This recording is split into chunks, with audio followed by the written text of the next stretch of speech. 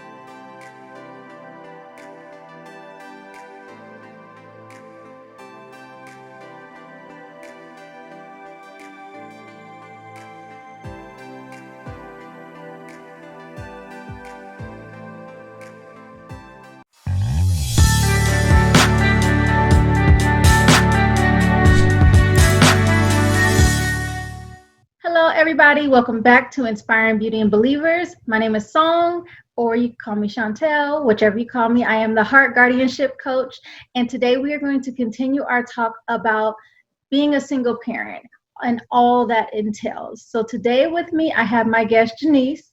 Hi. Hi, everyone. All squeaky. You're fine. Thank you for having me. Thank you for being on the show. I want all of you guys to know my co-host for Matters of the Heart Mondays. This is her mom, so I love her. So I already love her. Thank you. I know you guys are going to enjoy this conversation today. And that's just a little plug for Matters of the Heart Monday. So if you're not watching it, you should watch it. And you can go over there and hop onto that YouTube channel or our Facebook or our podcast. All of that information is down below. So we're going to start off today with just talking about, I know you were previously a single mother. So can you tell us a little bit about that? Well, I had my children, first of all, very early. I was a teen mom. I had my oldest at 15, and then 23 months later, I had my youngest at 17. I don't think I had a very tumultuous upbringing. I lived in a very dysfunctional home. My father was a heroin addict for probably about 20 years. And my mom, I think, in order for her to deal with his drug use, she kind of stayed away, so she was, she loved to play bingo. So that was her getaway. All right. And so basically I was at home probably singing more than I should at an early age from the time I could remember. From ever since that my memory bank could recall, I probably sing more than I should have. So I think I became an adult at probably around 11 years old because I kind of fend for myself a lot of the times. So that pushed me to go out and seek love that I felt at the time that I wasn't getting. and met my children's father. Now, my mind, thinking I met him at 12. So, and he was 17. He was 17. So thinking with a child's mind, because I'm still thinking as a child, you're thinking that this is going to be something forever, like this is my forever. And so, I became pregnant again at 15, had a second child at 17. And when my youngest was 5 months old, he was arrested. And he was shipped off to federal penitentiary. And, I was devastated. But that was, I see that as God removing a stumbling block. Because just as my upbringing, that relationship was tumultuous as well. So,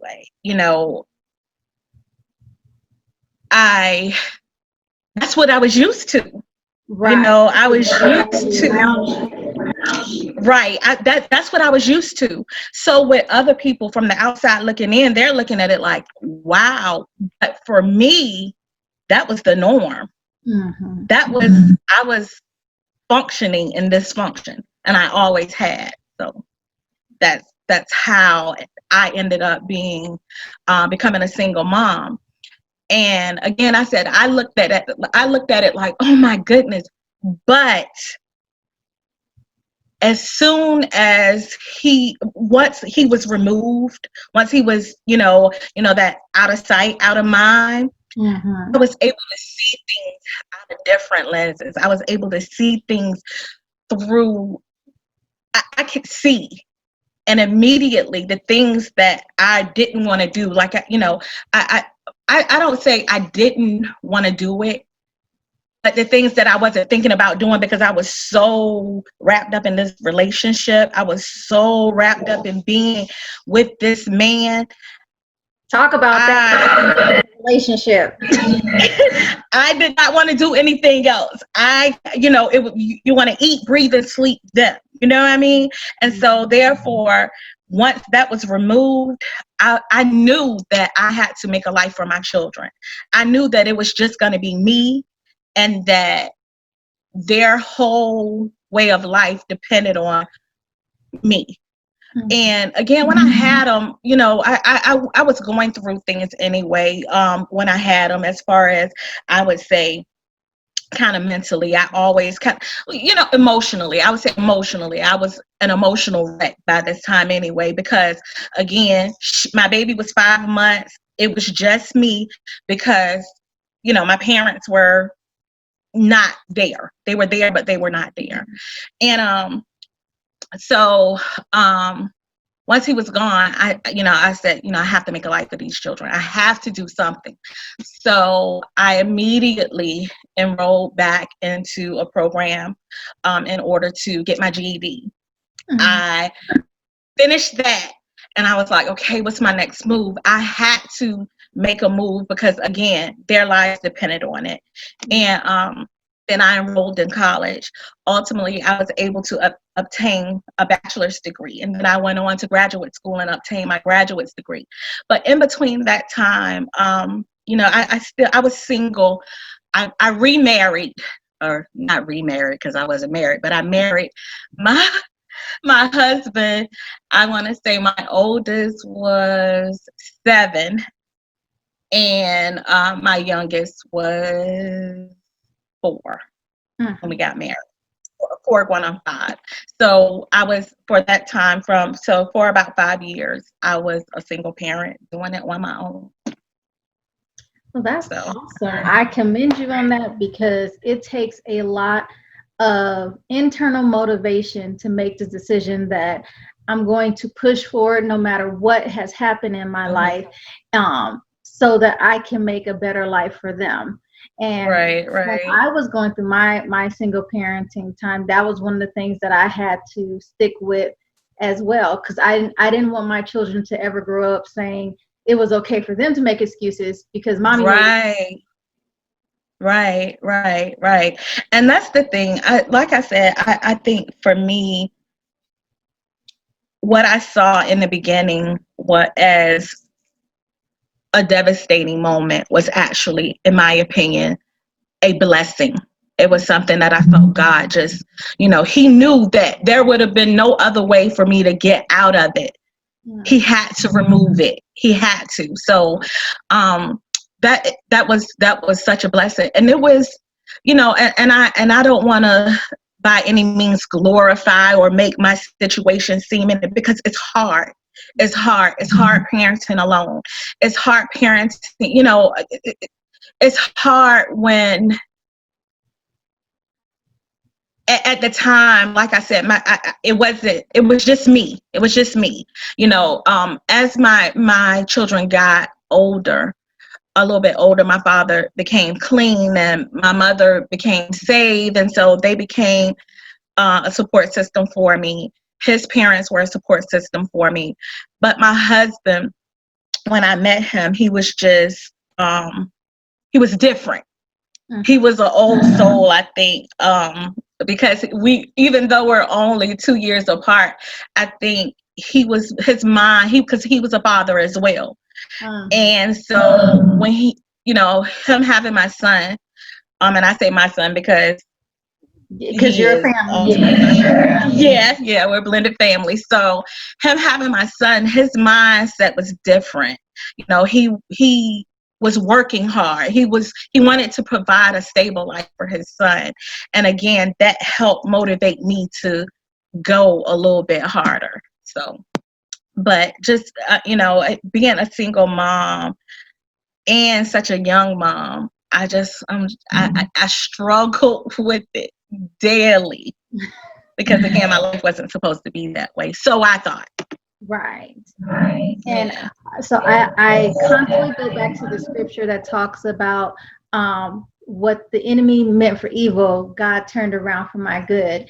And so sometimes we go through those situations, and even though it was not part of our plan, and it seems like it could be something that could destroy you. Like when I went through my divorce, the main thing that was constantly bombarding my mind is, okay, now I'm a statistic, and I never want to be a single mom statistics. Like now I'm just raising this kid by myself, and then I end up being on welfare. So okay, now I'm on welfare, and I got this kid, and that was me.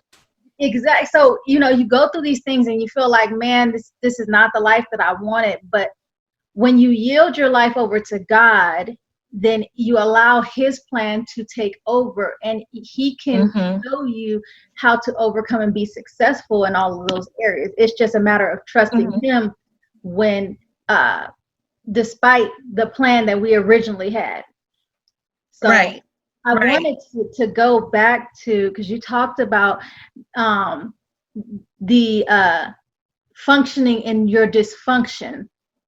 And I think that is such a huge thing, because I think so many people do that, especially if you grow up in a household where your parents are not emotionally available to you. So then your heart is out looking for something to fill that void. But because you have not mentally, you are not trained to know what it actually is that you need. You end up gravitating to what is the norm for you.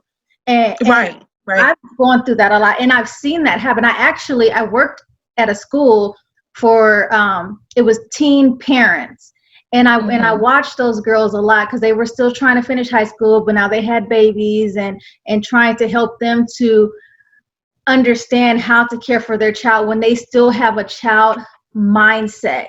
So can you dig a little into that? I know, since you have that experience with that. Well, I mean, as a team, I think for me, I had absolutely no idea what I was doing. No idea. And as I stated previously, one day I was talking to a girlfriend of mine, and I said, as kids, we don't know what we're doing. We're just doing things, we're just doing things. And then, you have these children and you absolutely don't know what you're doing. For me, like I said, when getting into that relationship, once I had my first daughter, I lived, eat, drink, sleep. That was what I was worried about. I wasn't worried about anything else because, again, like I said, I didn't have anyone to show me any attention. Mm-hmm. I am my mother's only child, Mm-hmm. and I was alone probably about 85% of the time. Mm-hmm.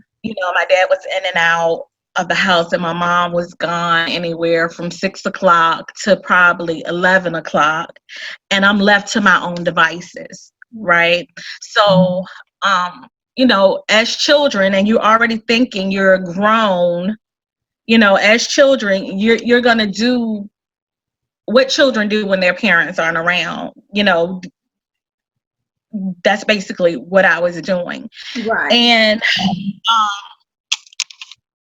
I think, Chantel, for me, I was so immature in thinking that I could do this. I could be I knew that I could do it. No child is mentally, emotionally capable or emotionally capable of taking care of a child Right. and their own child themselves. Right. You can't. You don't have it to give. Especially if you already aren't receiving it, you don't have it to give. You can't give somebody something that you don't have. Exactly. And so here I am, a teen parent twice over, and trying to figure out school and I had nobody to say, Janice, you're gonna have to finish, you're gonna have to do this. I had nobody to push me. So I was like, I'm done with it. And I walked away from it. But you're thinking with a child's mind, not knowing that your children need you to succeed. Your children but I can say one thing. I knew I still wanted something different because I always envisioned and dreamed a lot, right? So I knew I wanted something more for my children, but I just didn't know what, because again, I'm a kid. Right. I didn't know how at that time to kind of like make it happen. And again, once that individual was removed, it was like kind of almost like a breath of fresh air, if that's what I could call it. And I was able to think and know that I had to grind, because I too had to receive Medicaid and WIC and food stamps, and that embarrassment of having to, wait month to month on this, assistance benefit. Benefit. Doesn't feel like it's really helping. Right. And in all aspects, it really did not, because after, again, because my dad really wasn't there he was there physically, but, I had to help my mom financially. Mm-hmm. So what I had to give her a percentage of it to help her, as well as take care of my kids with no other assistance coming in but that. So it was just, when I look at them, when I look at girls now, I just want so badly to let them know that, yeah, you can make it, but it's a struggle. It's hard. And, you always think it's not going to be me. Yes, because you think you're in this relationship and it's going to last forever. No. Right. No. And it's always much harder on the female because we're the ones who carry the child. We're the ones, always just walk away. I mean, some people just walk away, but generally, you're not just going to walk away from your child, as a man can do if he chooses to go out. And do whatever because he wants to. I made that statement actually, Chantel, because he ultimately did 15 years in prison. Mm-hmm. And he came out and he did better than any convicted felon that I had ever known, basically. And, you know, my husband and I, we provided, we made sure that they had, and he came home and wanted to do absolutely nothing, you know. And so that's the exact same thing that I told the judge when we were in court about child support. I stated, again, having to fight for them to take care of their children. That, you know, so, you know, when I thought maybe, you know, once he came home, we could just establish some sort of payment, which would have been fine. I had no issues with that. But what I'm not going to do is continue to fight about something that, you know, that you should be doing. Right. And I told the judge that. Right. I told the judge, I said, you know, he has the option to say no. My husband and I, we don't have the option to say no. When my girls were coming to me and needed things, and I think my oldest was enrolling, when she was applying for schools and things of that nature.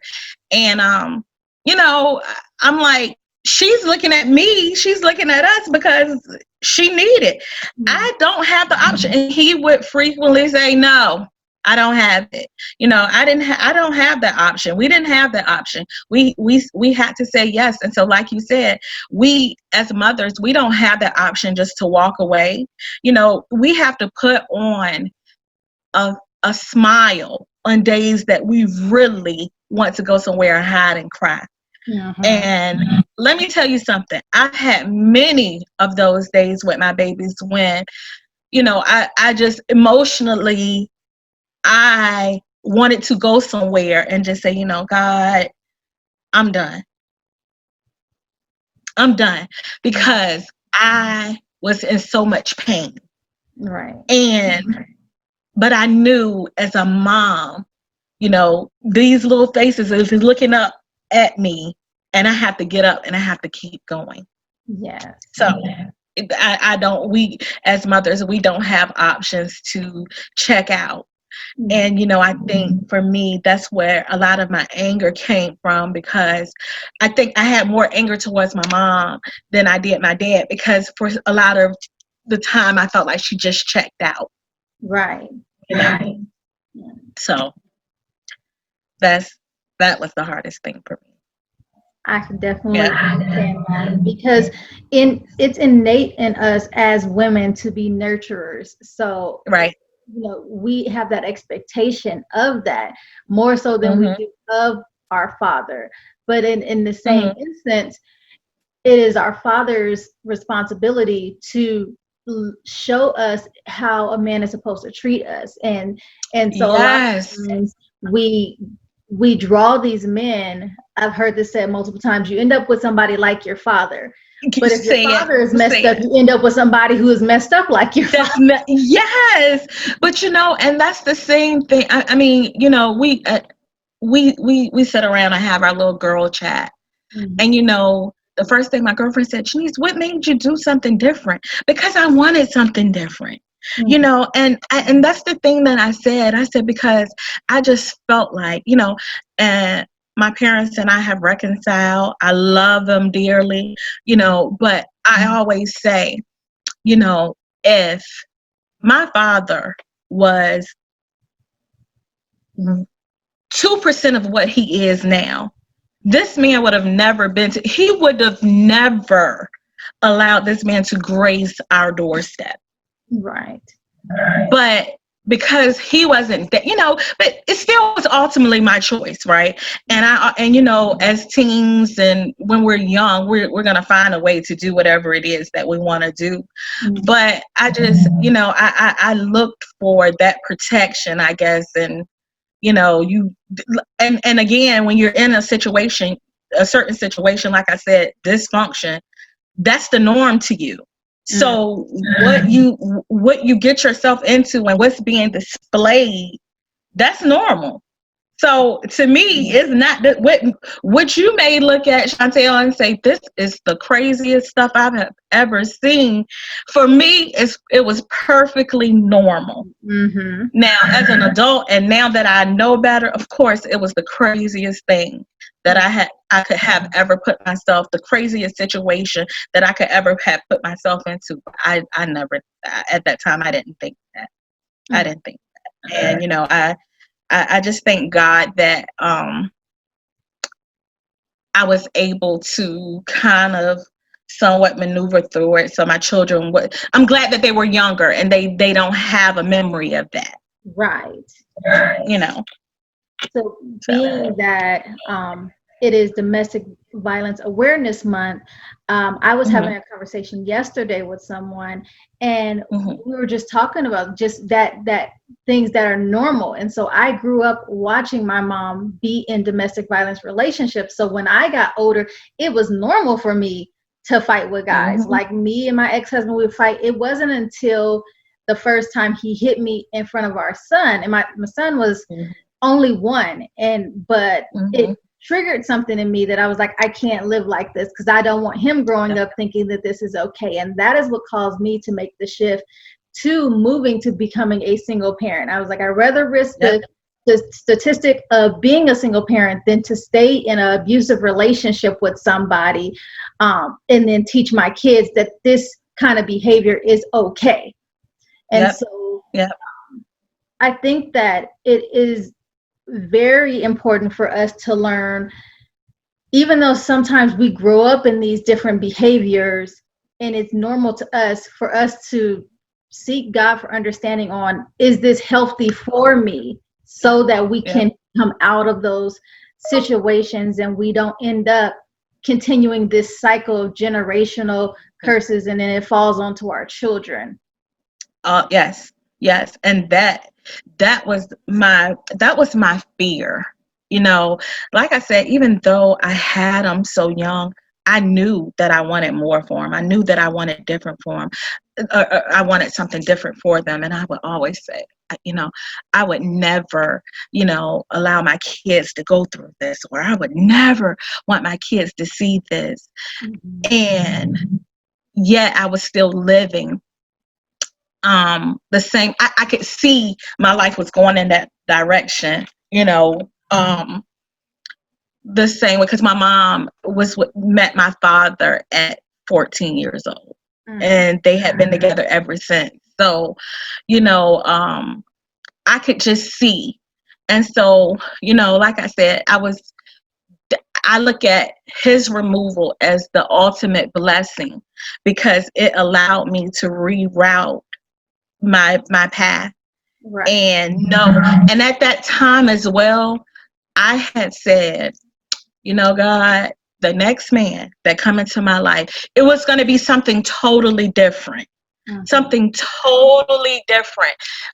Just his mindset was going to be different. And that's exactly, thank you, Jesus, exactly what I got.